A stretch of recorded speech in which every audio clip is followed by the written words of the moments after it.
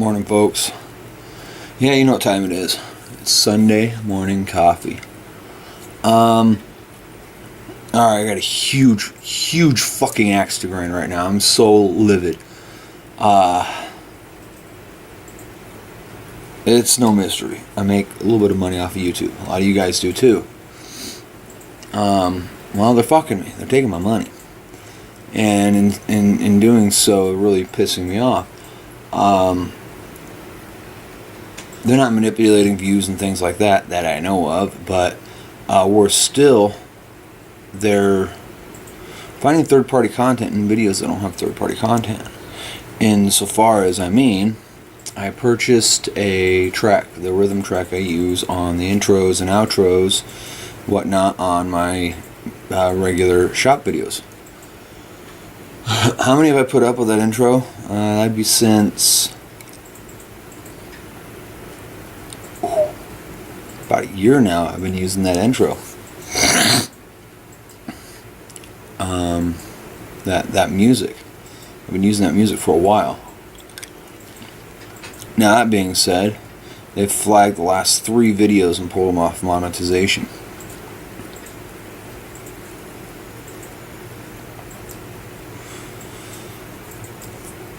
I've disputed all 3 of them because I purchased the track to be a monetary, or a, what do they call it? It's a license-free track, royalty-free track. There you go. I purchased the track specifically so I could use it in professional productions, and that's technically what all this shit is low-key, simple, Blair Witch Diarrhea Project looking crap I put out. It's technically professional because they are, giving 0.2 of a cent per view or whatever the hell. I don't know. I'm throwing out a number to be an asshole more than be accurate. Alright, so today we got a couple subjects. One of them really scrapes me to the bone because of personal experiences in my life and so many that I've lost due to said ailments. Here's an interesting fact. Back in the 80s, and we got to get into politics a little bit. This is about medicine. This is about medical care. But we got to go back into politics a little bit. Correct me where I'm wrong. I'm wrong often, but according to what I've learned, mind you, in the 80s, 1980, I was 3 fucking years old, 4 years old. So I missed a lot of the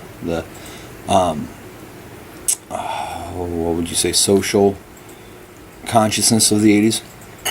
I didn't really reach social consciousness until at very best the late 80s. So there you go. Back in the day, Mr. Reagan actually lifted, there's a moratorium or a ban where doctors could not actually receive money for anything but their services. They couldn't invest into the medical care industry. The medical care industry couldn't invest into them or give them kickbacks. He changed the rules. He changed a lot of rules back in the 80s. People give him a lot of credit for lowering unemployment. Well, he didn't really lower unemployment. He made that number much smaller overnight because he reworded the question. He reworded the parameters of unemployment. Unemployment prior to Reagan, again, I'm going with, as I understand, what I've learned from books and articles and attempted to find the best, truest resources available for me to find the answers. Unemployment went down because it wasn't... Unemployment used to be people that don't have jobs. Not like minor kids. Working age adults that don't have jobs. He's like, well, let's rethink this. Now unemployment is those that are on and in the unemployment system. You got a lot of people, especially nowadays, that have fallen off of that.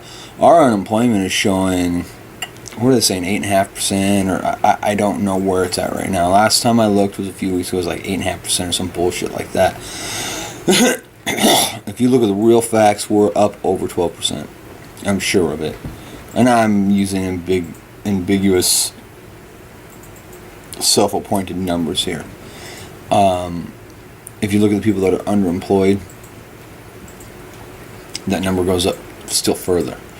But he doesn't count the people who have fallen off there, and we don't anymore. That changed unemployment rates overnight. Boom. It was magic. It was like magic. And we praise him for lowering the unemployment rate. Okay. He allows doctors to invest in the medical industry. Okay, cool. Well, what does that do? Well, now you have doctors that are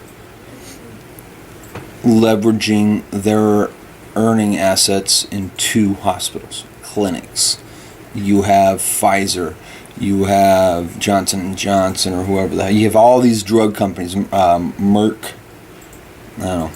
Anyhow, you have all these drug companies that are like, hey, you get all these kids on this medication, just say they're ADD. It's a really ambiguous thing to quote. Just say they're on ADD and give them these drugs. We'll make millions, we'll kick you back. Well, it's not illegal, not anymore. The big part of the question that came up said, hey, cover this topic, let me know your thoughts, was actually about cancer. They're making a mint on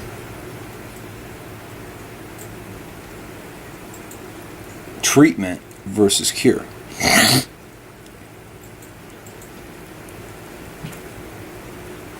See, the capitalist notion is, I do what I want and pursue as I wish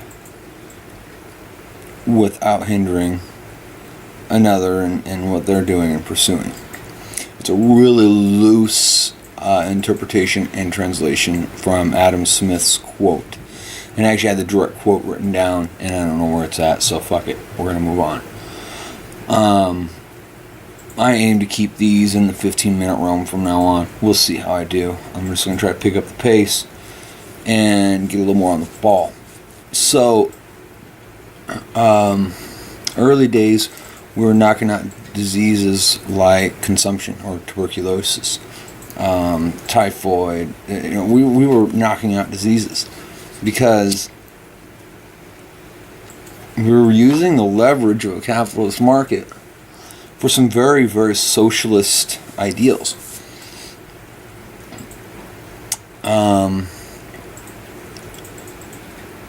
Capitalism had a whole different slant. Now we're in a world of venture capitalists.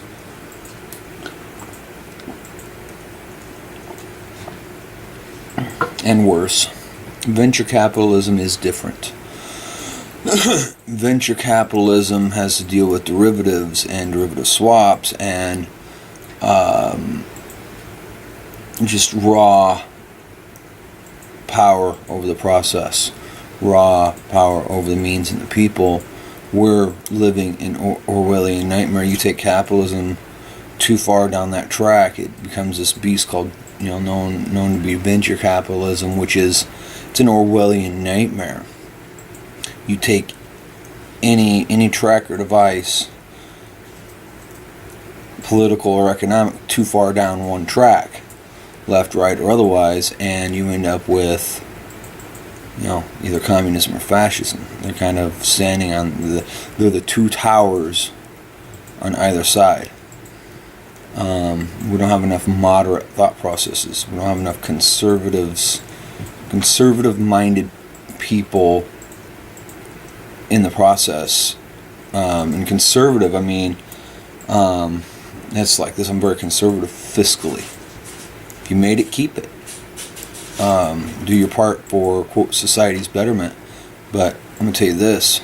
If you have the opportunity to, don't just pay into the general fund of taxes. Earmark your money. Give the money to the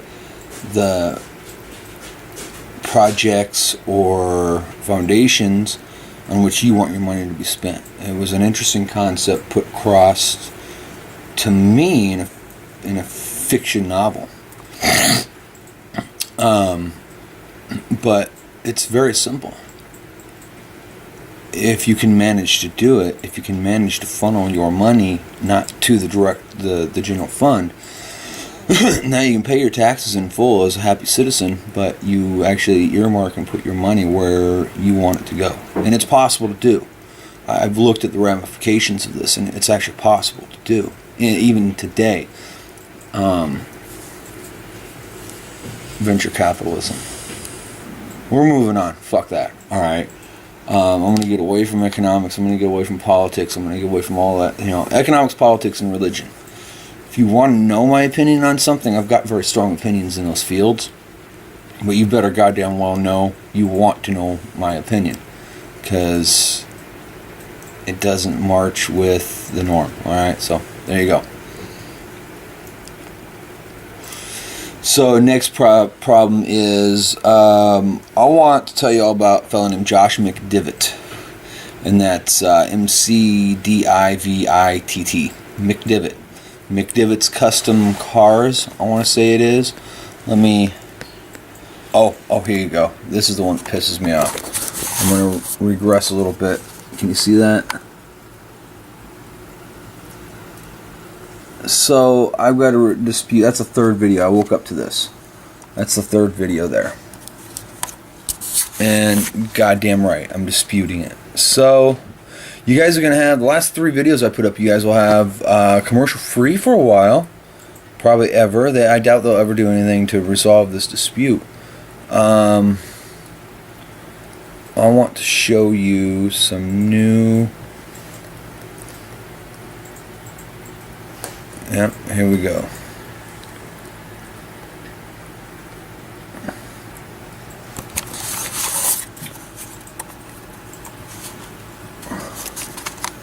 Go check this cat out. He's northeastern Iowa. He's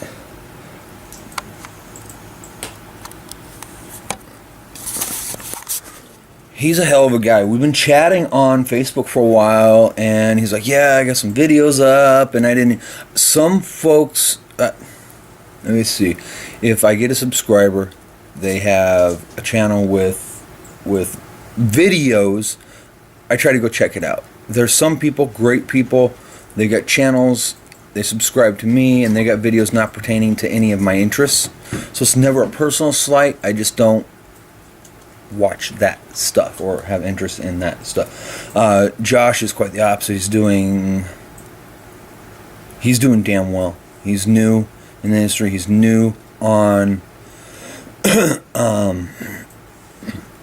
on YouTube. So I want you guys to go check him out. McDivitt's Custom Auto. Josh McDivitt's a hell of a guy. All right, so he asked me last night. We were chatting via Facebook's here. And he asked me, he said, hey, so where do you draw the line? How do you draw the line? How do you not get so far in a vehicle? How do you not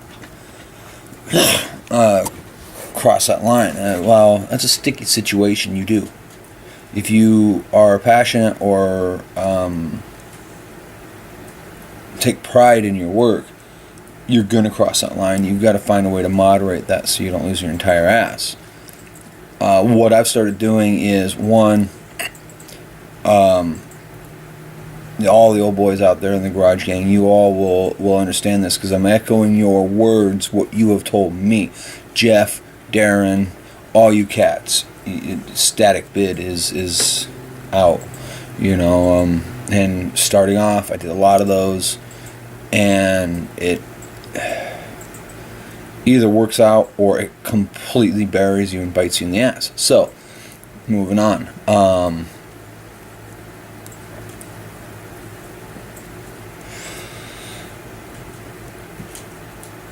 on a project, you have to define the scope of work.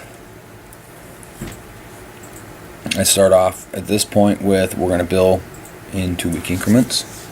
We get a deposit for this. We have to have a budget and a scope of work. And the scope of work is this. Don't just define in list form what you're going to do. Take your list form. Your list form is bullet points.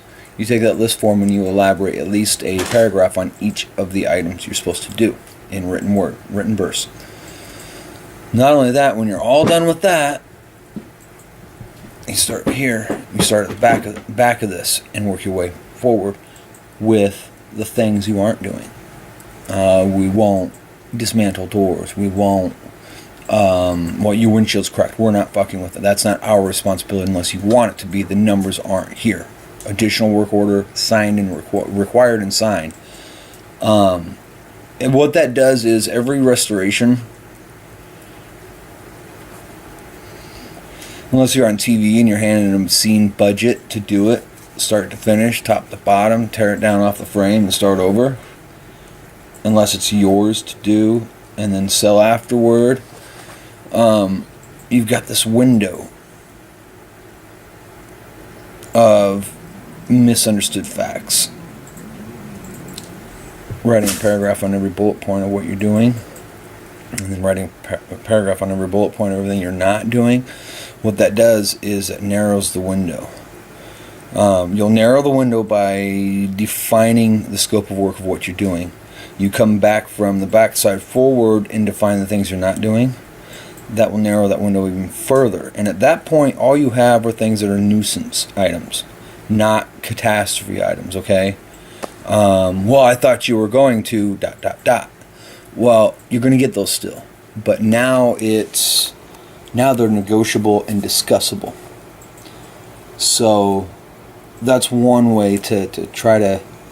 And you're going to lose work over this, okay? Don't fucking get me wrong. You're going to lose work on this, over this, because there's going to be people that can't comprehend that type of circumstance.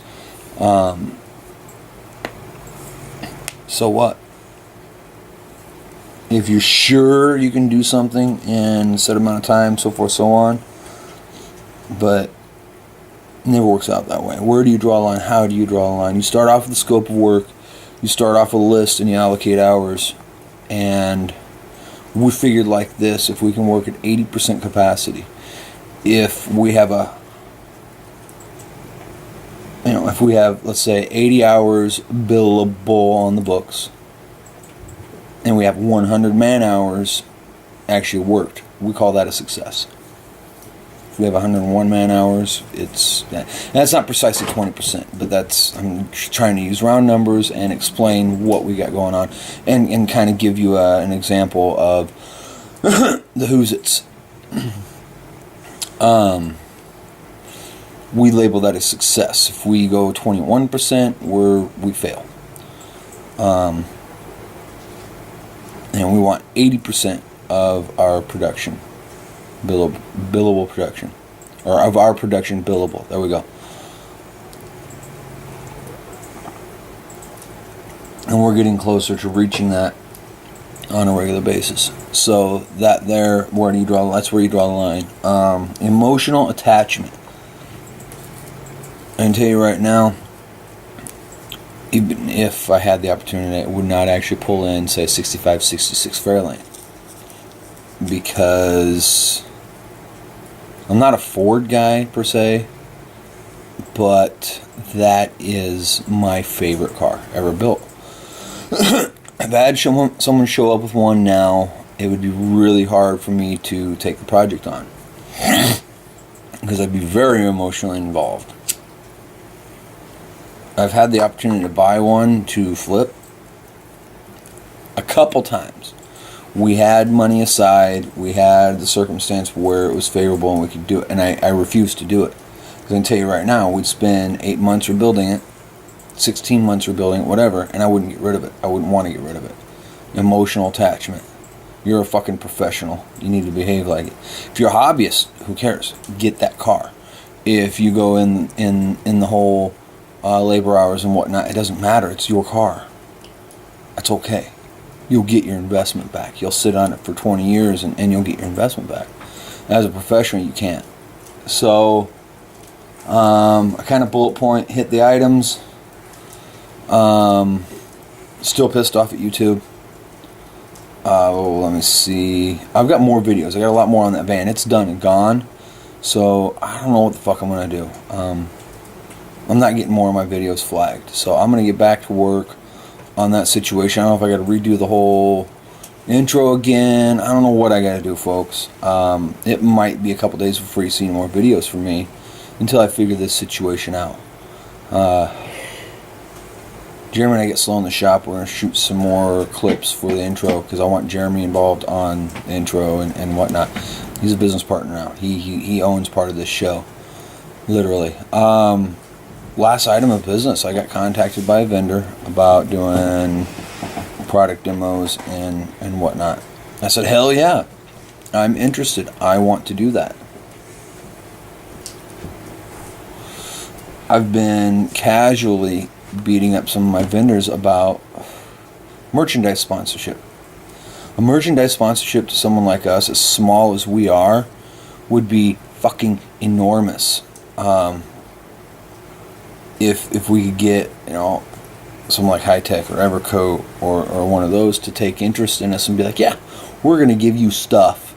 We're going to give you a banner. You're going to hang it up in the shop and you're going to show it off and talk about our shit. Yeah, I'd do it. But again, a sponsor like that, they gotta be goddamn good and sure it's a product I want and a product I like. Because if I don't like it, I'll give it. I got to give an honest review. I'm not gonna lie to you people, just because some asshole's giving me free stuff. So it's got to be amicable. It's got to be something that if Finish One came up and wanted to sponsor me, they Acme, they definitely have to. What is it? Acme is a Sherwin-Williams finish. They definitely have to give me something other than Finish One and shit like that, because I don't like that product. So I've contacted them. They contacted me back. I've got the email. I got to read through it real thorough, see what's going on. So that's kind of interesting around the shop. We got stuff going in, going out. I've been working on the business rather than in the business, more so. This last week was just complete grind on the, in the business, working in the shop. I got to get back to working on the business. I got to fill the shop up. We got 4 positions that we can fit a vehicle, booth, and 3 working on.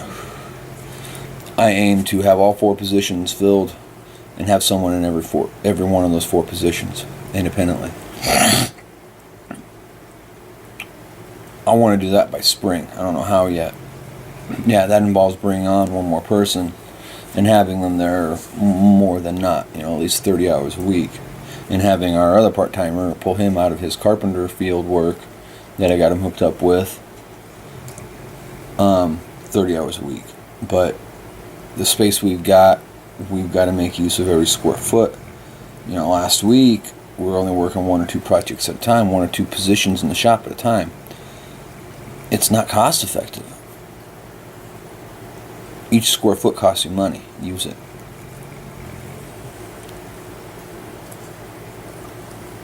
You folks have a great day. Go out and do something fabulous. Go out there and do something. Work on your passion. Work in your passion. See to it that your week beats my year. Till next time, you have a great week. Thank you.